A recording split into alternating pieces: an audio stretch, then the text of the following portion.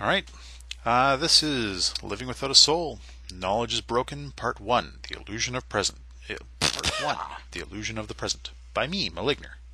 Um, let's take a glance up at the night sky. If you live too deep in the city and can't find a night sky, borrow a friend's. But yeah, you just look up at the sky and realize that the stars are very far away, how splendid and all that, but also realize that the stars that you're seeing are not the stars of the now, the stars of 4+ years ago. I mean, Alpha Centauri is what, 4 light years away? That means that it took 4 years for the light to travel from Alpha Centauri to your eyes. That means you cannot possibly see the stars as they are now unless you walk up to them, right? But wait. What about the moon?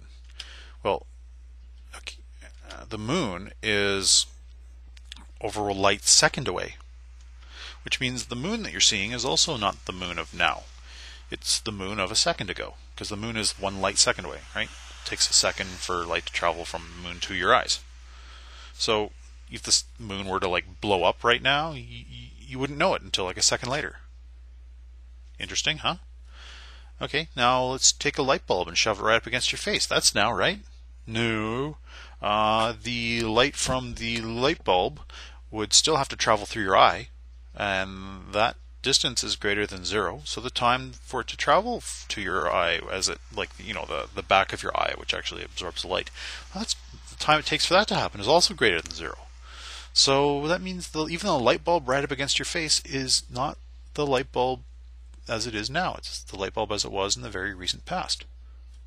I mean, then you take it a step further. Well, there's also that optic nerve thing that goes between your eye and your brain. I mean, it's not your eye that's really seeing, it's your brain that's kind of processing it into an image, right? Well, and the time it takes to travel up that optic nerve and reach your brain is greater than 0. Then there's the time it takes for your brain to take that image. That might be greater than 0 too, who knows? So either way, there's no way you can really look at something in the present. You can only look at something in the past, either the distant past or the near past, depending on the sensory organs you're using and how far away the stimuli is and the medium it has to travel through and blah blah blah. So you really only exist in one tiny little sliver of time, infinitely thin, right? But your perception is on one side of it. It's in the past. And then you have your ability to act. So let's talk about that. That only can happen in the future. Because the you of the now, the you that exists now can only send messages into the future. Via sending messages up nerves to parts of your body to react.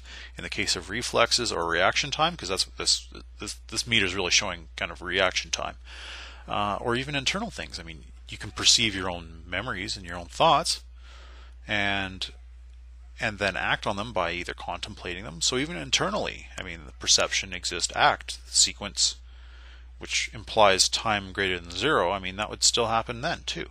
Just internally, it would be a little bit quicker because you don't have to travel along these long nerves and all that other sorts of jazz. And you can call this your reality buffer, which of course is different for each particular set of stimuli in action, right?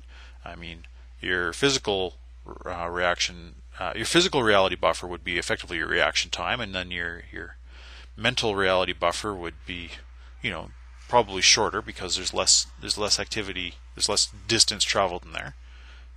Thinking of your body and brain as like a network, right? So let's say you catch a ball.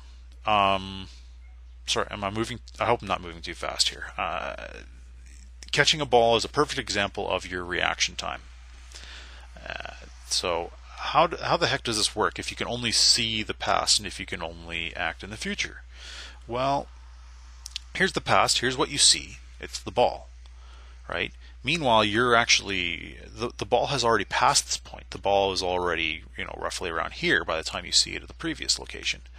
But you see the motion of the ball, you can kind of, your brain is able to sort of guess trajectory, either through just straight up experience or some other process, or through raw calculation if you happen to be a living computer or similar.